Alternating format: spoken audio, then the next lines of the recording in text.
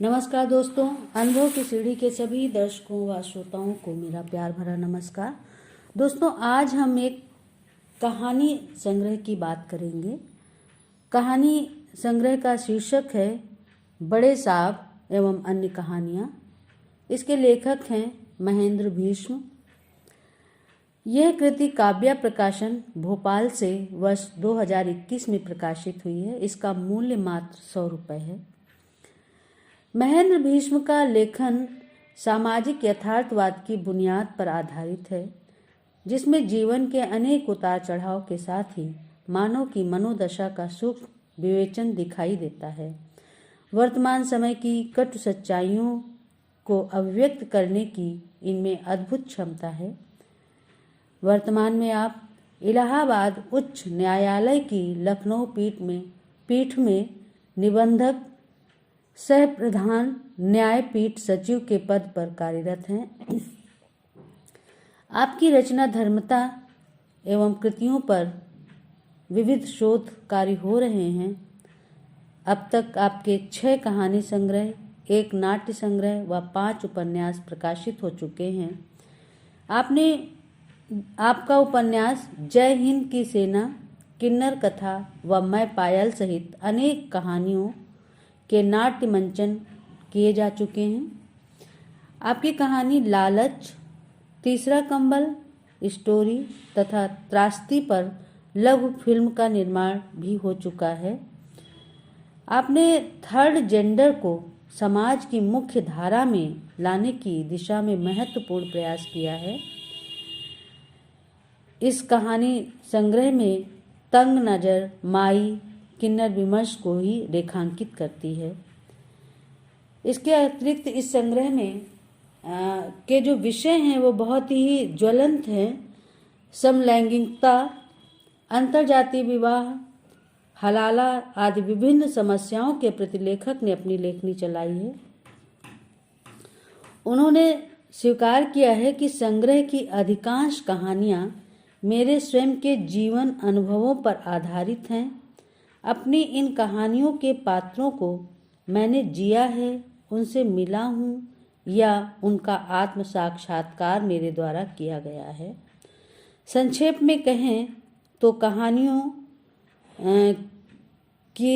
इन कहानियों का ताना बाना जीवन के विविध वर्णी तंतुओं से बुना गया है। ये कहानियाँ पाठकों को अवश्य ही रुचिकर लगेंगी। भीष्म जी इस संदर्भ में अपना वक्तव्य कुछ यूँ देते हैं। वे लिखते हैं कि जीवन जीने का नाम है। जीवन मृत्यु के समापन की महत्वपूर्ण कड़ी है, जो हमें जीवन की ओर ले जाने का ठहराव देती है। मुझे मेरी कहानियाँ अच्छी लगती हैं, मुझे ध्यान की अवस्था में ले जाती हैं।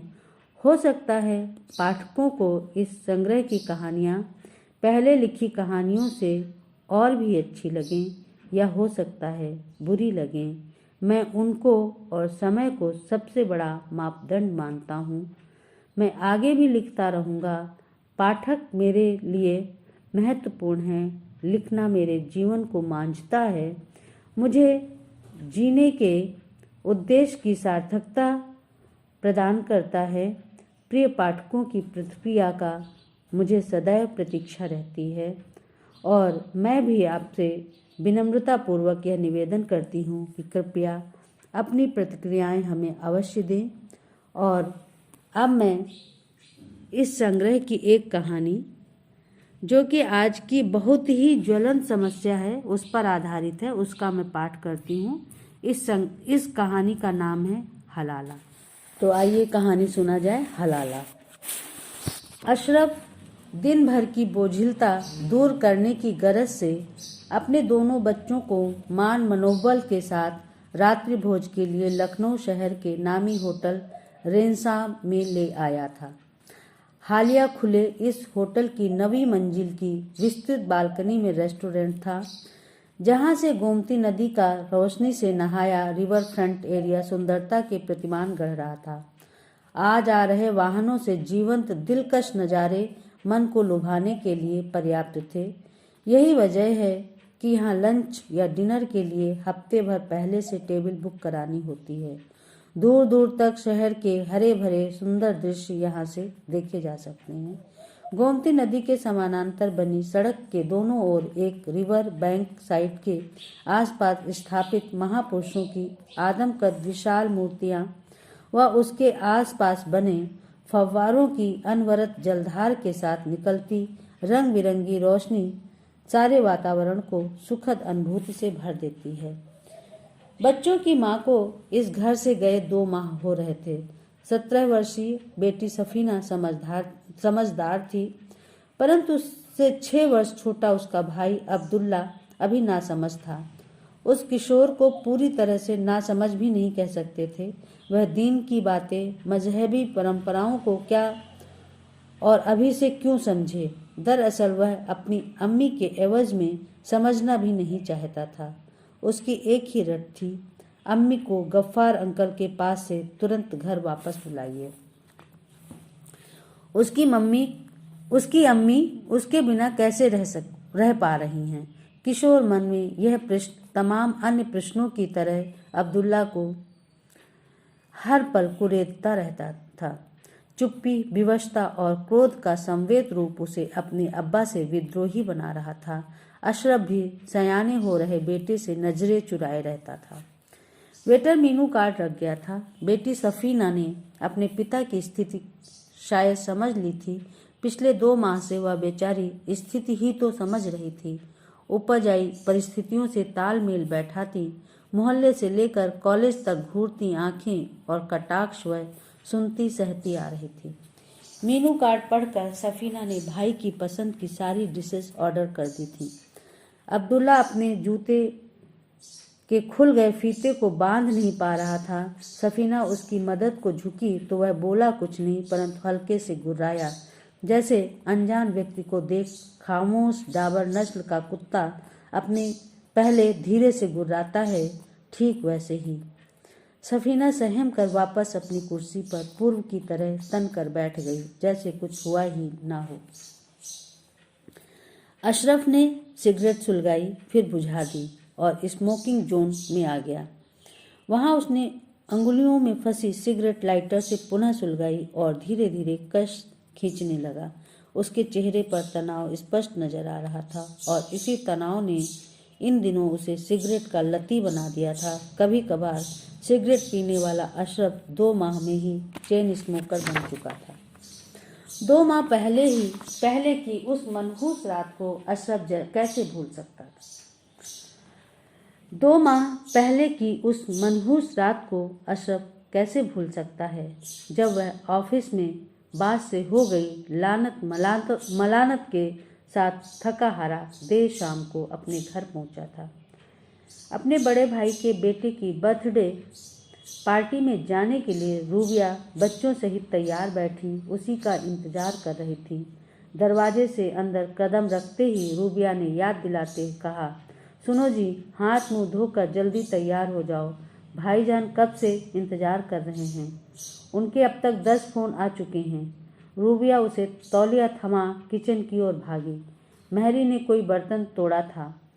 वह जूते खोल 2 पल को पंखे की हवा ले सुस्ताना चाहता था। 15 किलोमीटर व्यस्त सड़क पर गाड़ी उसे खुद चलानी थी।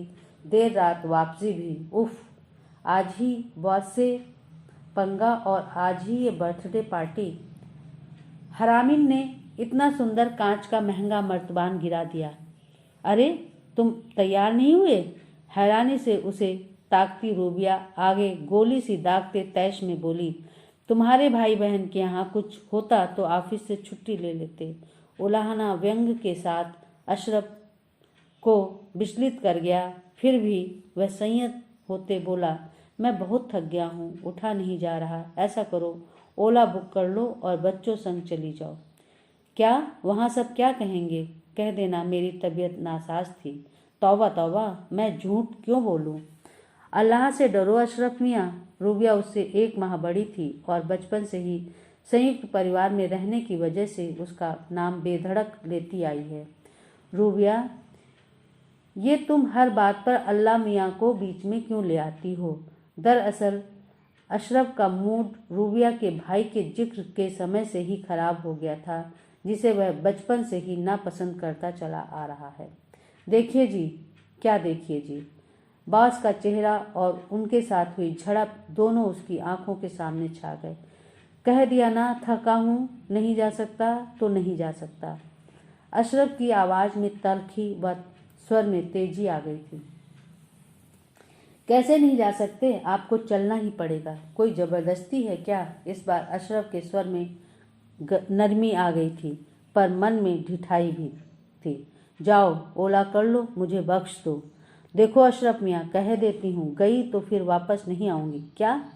अब की गई तो वापस नहीं आऊँगी? लानत है ऐसे शौहर पर। मुझ पर लानत भेजती है, बदतमीज औरत। अशरफ के मुंह से एकाएक निकल गया। बदतमीज कहा मुझे? भाईजान से शिकायत करूंगी। बदतमीज शब्द सुन रूबिया रुआसी और आहत हो गई। जा कह देना, जो कहना हो कह देना। बचपन से जानता हूँ साले बच्चात को, महा का दब्बू, खुदा जाने फौज में भर्ती कैसे हो गया, लुल कहीं का। अशरफ का मूड उखड़ चुका था। हाय अल्लाह, भाईजान को बच्चात, दब्बू और लुल कहा। रूबिया दोनों हाथों पर हाथ रखते बेडरूम से बाहर निकल आई। सफीना बेटा, कैब बुक करो। ड्राइंग रूम में टीवी देख रहे दोनों बच्चों ने अपनी अम्मी को बदहवासी में देखा। एकाएक अम्मी को इस हाल में देख सफीना ने टीवी की आवाज़ पहले कम की, फिर गंभीरता समझ टीवी बंद ही कर दी। उसे अब्बू अम्मी की लड़ाई में टीवी को लेकर डांट नहीं खानी थी। टीवी क्यों बंद कर दिया पा? अब्दुल्ला ने सफीना के हाथ से रिमोट छीनकर टीवी पुनः चालू कर दिया। बेडरूम में पहले से ही गुस्से में तमतमाए बैठे अशरफ को अनदेखा कर रूबिया ने पलंग से अपना हैंडबैग उठाया और बोली, सुनो मियाँ, सफीना ने कैब बुक कर दी है।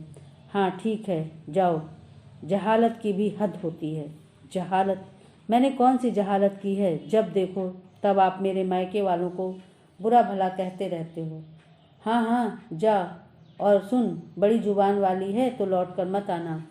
देख लेना, सुबह ही कुत्ते की तरह दुम दबाते चले आओगे मियाँ। रूबिया के इन शब्दों ने अशरफ के तन बदन पर आग लगा दी। उसका गुस्सा सातवें आसमान में जाकर फट पड़ा। वह तेज आवाज में चिल्लाते हुए बोला, क्या कहा जाहिल औरत? जा, मैं तुझे इसी वक्त तलाक देता हूँ। तलाक तलाक तलाक। बेडरूम के दरवाजे की चौखट पर आवाज खड़ी रूबिया को दरवाजे से परे धकेल अशरफ ने धड़ाक से दरवाजा अंदर से बंद कर लिया। किचन में अपना काम निपटा कर निकली महरी बोल पड़ी, हाय अल्लाह, यह क्या गजब ढा दिया? बेगम साहिबा को तलाक दे दिया?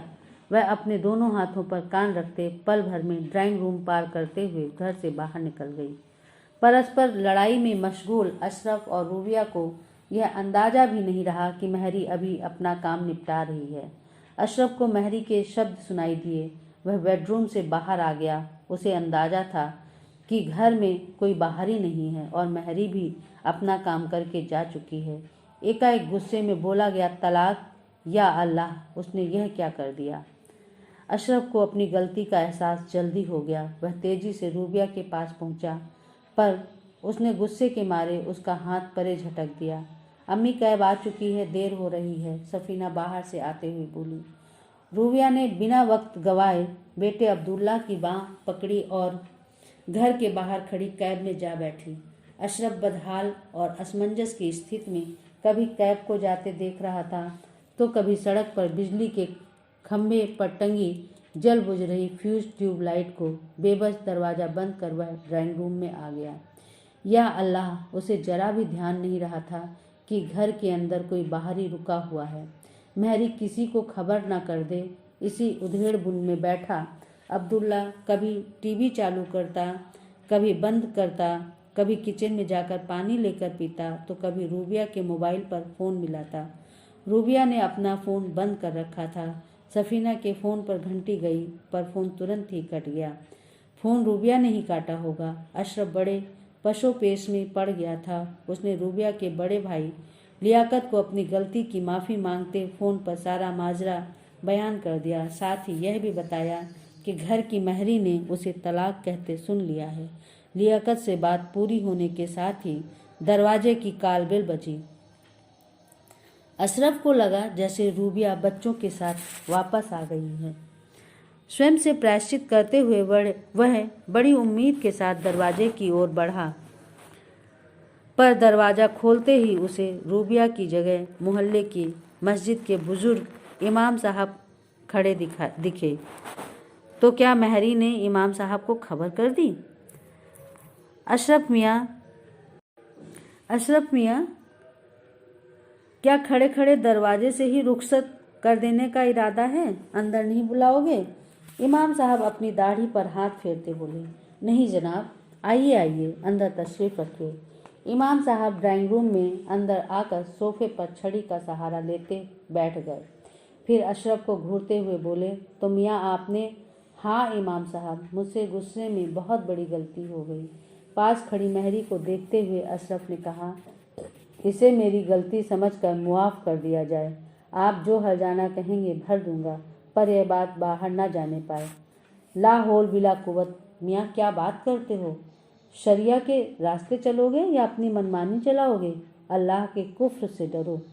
इमाम साहब, अब आप ही रास्ता बताइए। मैं अपनी बीवी से बेपनाह मोहब्बत करता हूँ, अपनी गलती कैसे सुधारूं? मियाँ, आपने अपनी बीवी को तलाक दिया है। शरीयत के अनुसार अब वह आपकी बीवी नहीं रही। मेरे 2 बच्चे हैं, शादी हुए 18 साल हो गए हैं। इमाम साहब, उसके बिना सब तबाह हो जाएगा। यह सब तलाक देते समय सोचना था। तलाक देना औरत का सबसे बड़ा अपमान करना होता है। अब क्या करूं? गुस्से में गलती कर बैठा। कोई रास्ता बताइए। अशरफ का गला भर आया, आंखों से पछतावे के आंसू छलक आए। सुनो मियाँ, शरीयत के मुताबिक अब एक ही उपाय है जिससे तुम्हारी बीवी तुम्हारे पास वापस आ सकती है। जी बताइए इमाम साहब। अशरफ ने महरी को 2 गिलास पानी लाने का इशारा किया। देखो मियाँ, हमारी कौम में शरिया का कानून चलता है। जब तलाकशुदा औरत किसी गैर मर्द से निकाह कर लेती है, जिसे निकाह हलाला कहते हैं, और उससे भी उसका तलाक हो जाता है, तब वह इद्दत का समय 4 माह 10 दिन पूरा कर अपने पहले शौहर के साथ दोबारा निकाह पढ़ उसके पास वापस आ सकती है। इसमें ना तो दूसरे शौहर पर तलाक देने का दबाव या कोई जोर ज़बरदस्ती चलती है, ना ही औरत पर दबाव डाला जा सकता है। इमाम साहब, निकाह हलाला के अलावा कोई और रास्ता नहीं है। मेरा मतलब आप अपने तक यह बात रखें। जो रुपए पैसे कहें मैं देने को तैयार हूँ, पर यह निकाह हलाला ना कराना पड़े। लाहौल बिला कुव्वत। तौबा तौबा, क्या कह रहे हो मियाँ? होश में तो हो। मुझे रिश्वत की पेशकश, उफ, अल्लाह के खौफ से बचो। तौबा तौबा। बुजुर्ग इमाम साहब छड़ी के सहारे गुस्से से कांपते हुए उठ खड़े हुए। अरे नाराज मत होइए, आप बैठिए। महरी से मुखातिब हो अशरफ ने कहा, इमाम साहब के लिए चाय बना लाओ जल्दी से। क्या लेंगे आप, चाय, कॉफ़ी या शरबत? अब रात में शरबत कौन पीता है? एकाएक नम्र होते इमाम साहब महरी से बोले, चाय बना दो, और सुनो, चीनी मत डालना। छड़ी के सहारे वापस अपनी जगह पर बैठते हुए अशरफ से बोले, क्या बताएं अम्मा, डायबिटीज़ ने बुरी तरह जकड़ रखा है। जी जनाब। अशरफ ने हाथ का सहारा देते कहा, मियाँ एक रास्ता है, चाहो तो अपना सकते हो। जी बताएं। अशरफ को उम्मीद की रोशनी नजर आई। मैंने ऐसे कई मामले सुलझाए हैं। आप चाहो तो मेरे साथ निकाह पढ़वा दो। हफ्ते 10 दिन में मैं तलाक दे दूंगा। फिर इद्दत का समय पूरा हो जाने के बाद आप निकाह कर लेना। हाँ, एक बात, निकाह हलाला के एवज में मुझे 50,000 पेशगी और 50,000 तलाक देने के बाद देने होंगे। इमाम साहब अपनी लंबी दाढ़ी पर हाथ फेरते हुए बोले। अशरफ को इमाम साहब का यह प्रस्ताव बेहद नागवार लगा, पर वक्त की नज़ाकत को समझते हुए खामोश रहा। कोई और मौका होता तो निश्चित ही वह अब तक इमाम का टेटुआ दबा चुका होता। महरी चाय बना लाई। महरी से आंखें मिलते ही अशरफ को तेज गुस्सा आया। इसके द्वारा ही इमाम को तक सूचना पहुंची, नहीं तो अशरफ को मन महसूस कर रह जाना पड़ा। इमाम साहब अपनी चाय सुड़कते रहे। मियाँ ऐसा है, अब हम जा रहे हैं। खबर मिली थी तो आकर तस्दीक कर ली। जैसा हो बता देना। खुदा हाफिज। बेख्याली में डूबे अशरफ को यह अंदाज़ा भी नहीं रहा कि ड्राइंग रूम से इमाम साहब और महरी कब रुखसत फरमा कर गए। बाहर निकलते ही महरी ने इमाम साहब की ओर इनाम पाने की उम्मीद से देखा। इमाम साहब ने कुर्ते की जेब से 200 रुपये का कड़क नोट महरी के हाथ पर थमाते हुए कहा, देख, अगर मुझसे निकाह हलाला होता है तो पहले की ही तरह तेरा हिस्सा तुझे जरूर मिलेगा। महरी खुश होते अपने रास्ते चली गई और इमाम साहब भी मस्जिद की ओर चल दिए। ईशा की नमाज का वक्त हो चला था। मुअज्जिन होने के कारण उन्हें ही वज़ू करने के बाद ईशा की नमाज के लिए अजान देनी थी। अब्बा आइए, खाना लग गया है। बेटी सफीना की आवाज़ कानों में पड़ते ही अशरफ ने अपनी उंगलियों में फंसी आधी सुलगी सिगरेट मसल कर डस्टबिन में फेंक दी। रिवर फ्रंट की जगमगाती रोशनी और गाड़ियों की आवाजाही शहर को जिंदा रखे थी। काश उस दिन उसने इमाम साहब की सलाह मान ली होती तो दोस्त से दुश्मन बने गफ्फार की वादा खिलाफी और जलालत न झेलनी पड़ती। नामाकुल पता नहीं कब रूबिया को तलाक देगा, कब वह बच्चों के पास वापस लौटेगी। अशरफ सफीना के पीछे चल दिया। टेबल पर ऑर्डर किया हुआ खाना सजा हुआ था। अशरफ हाथ धोने वॉश बेसिन की ओर बढ़ा। उसने कनखियों से अब्दुल्ला को निहारा, जिसने अपनी पसंद की डिश को काटा चम्मच से खाना शुरू भी कर दिया था। हाथ धोते अशरफ की निगाह की जद में पारदर्शी कैप्सूल लिफ्ट में सवार गफ्फार और रूबिया ऊपर की ओर आते दिख गए। अशरफ भौचक सा उन दोनों को कुछ पल देखता कुढ़ता रहा। फिर वह शीघ्रता से लिफ्ट के गेट तक पहुंचा। उसके पहुंचते ही लिफ्ट का दरवाज़ा खुला। अशरफ ने लिफ्ट के अंदर प्रवेश करते ही गफ्फार का हाथ पकड़कर धीरे किंतु तल्ख अंदाज में कहा, अंदर ही रहो, नीचे चलो। बड़ी मुश्किल से दोनों बच्चों को मना कर लाया हूँ। तुम दोनों को यहाँ देख बच्चे भड़क उठेंगे। अशरफ ने ग्राउंड फ्लोर के लिए लिफ्ट का बटन दबा दिया। अशरफ मियाँ, यह क्या बेहूदगी है? बेहूदगी तो तुम कर रहे हो गफ्फार। मैं? लो रूबिया, सुन लो। अरे अपनी बीवी के साथ आया हूँ, इसमें मैंने क्या बेहूदगी की? रूबिया को अपनी ओर खींचते हुए, बाकायदा निकाह किया है, कोई भगा कर नहीं लाया हूँ। बड़ी निर्लज्जता से गफ्फार ने रूबिया को भींच लिया। वह कसमसा कर रह गई। लिफ्ट ग्राउंड फ्लोर में आ गई। यह बेहद तकलीफ देह है मेरे लिए इस तरह से खुलेआम। यार अशरफ मियाँ, तुम्हें तकलीफ क्यों हो रही है? रूबिया अब मेरी बीवी है, उस पर अब मेरा अधिकार है। उसके साथ जो चाहे करूँ, मेरी मर्जी। गफ्फार, बहुत हो गया। दोस्ती का यह सिला तो ना दो भाई। निकाह हलाला के 2 दिन बाद तलाक देने का तय हुआ था। 2 महीने हो रहे हैं। यार हद है। तुम्हें कितनी बार बता चुका हूँ कि निकाह के बाद भाभी जी, अरे मेरा मतलब रूबिया को टाइफाइड हो गया था। फिर उसकी तबीयत दुरुस्त होने में वक्त लगा। बिना हम बिस्तरी के हलाला जायज़ भी तो नहीं होता।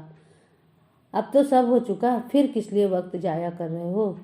तुम भी यार अशरफ मियाँ, रहोगे वही पूरे लपसट के लपसट। अम्मा, वक्त जाया नहीं, वक्त जी रहे हैं हम इनके साथ। गफ्फार कहते हुए गफ्फार ने पुनः रूबिया को अपनी बाहों में बड़ी बेशर्मी से भर लिया। गफ्फार की पकड़ से असहज रूबिया की दृष्टि एकाएक ऊपर बालकनी पर चली गई, जहां खड़े तंजाए अब्दुल्ला की नफरत से घूरती निगाहें उसके कलेजे को चीर गई। या अल्लाह, रूबिया के मुंह से निकल गया। सभी की निगाहें ऊपर खड़े अब्दुल्ला तक गईं। रूबिया के लब खुले के खुले रह गए। वह स्वयं को संभाल न सकी और इसके पहले कि वह गिर पड़ती, अशरफ ने उसे संभाल लिया। छोड़ो, लाओ, हटो। गफ्फार ने रूबिया को अशरफ से ले लिया। मेरे बच्चे, या अल्लाह। ऊपर देखती रूबिया चीख पड़ी। अब्दुल्ला बालकनी से हट चुका था। सब बेकार कर दिया। अगले जुमे को नगद 1 लाख रुपए लेकर आ जाना। रुपए मिलते ही तलाक दे दूंगा। माल के बाहरी गेट की ओर जाते गफ्फार की आवाज़ अशरफ हठात सुनता रहा। रुपए पैसे की तो कोई बात ही नहीं हुई थी। खैर, आदमी जब नीचता पर उतर आता है तभी उसका असली रूप सामने आता है। हारे हुए पहलवान की तरह बेदम अशरफ ने लिफ्ट का बटन दबाया। अम्मी गंदी हैं, गंदी हैं, गंदी हैं, सुबक रहे अब्दुल्ला को सफीना मना रही थी। अशरफ ने लोगों की ओर निगाह दौड़ाई। सभी अपनी अपनी टेबलों पर अपने अपने अंदाज में डिनर का लुत्फ उठा रहे थे। अब्बा को देख अब्दुल्ला का रहा सहा धैर्य जवाब दे गया, मुझे घर जाना है। जिद पर अड़े अब्दुल्ला के आगे किसी की भी एक न चली। बैरे को बुलाकर भोजन पैक कराने व पेमेंट करने के बाद वे तीनों घर चले आए। रास्ते में परस्पर कोई बात नहीं हुई। अब्बा आप परेशान न होइए, अब्दुल्ला को मैं संभालती हूँ। सोफे पर परेशान हाल बैठे अपने अब्बा के कंधे पर अपना दायां हाथ रखते सफीना दिलासा देते बोली। फिर अब्दुल्ला के कमरे में उसे मनाने चली गई।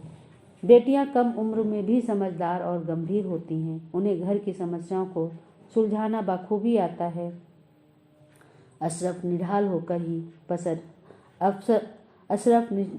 होकर सोफे पर ही पसर गया।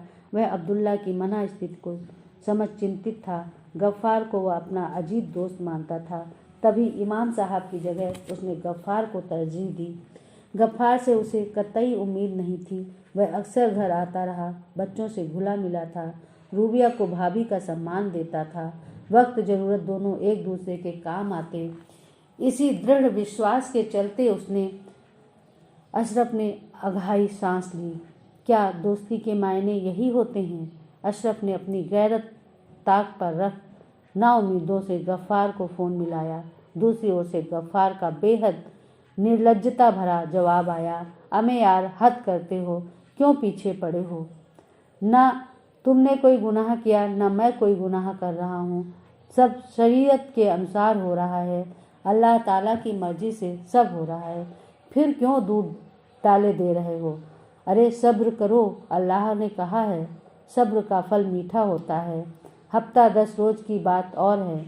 मुझे जन्नत के मज़े लेने दो यार। भाभी मतलब मेरी बेगम को और पाक होने दो। गफ्फार ने जानबूझकर अपना फ़ोन काटा नहीं। दूसरी ओर से अशरफ के कानों में वहसी हो चुके गफ्फार की कामुक आवाज़ें सहवास की चीखों के साथ सुनाई दी। रूबिया के साथ हो रही इस दरिंदगी का वह गुनहगार है। बेटे अब्दुल्ला के प्रश्नों का उसके पास कतई कोई जवाब नहीं है। बेटी सफीना के साथ ऐसा ना हो, यह सूरत बदलनी चाहिए। औरत की देह और उसकी रूह की पाकीज़गी बरकरार रहनी चाहिए।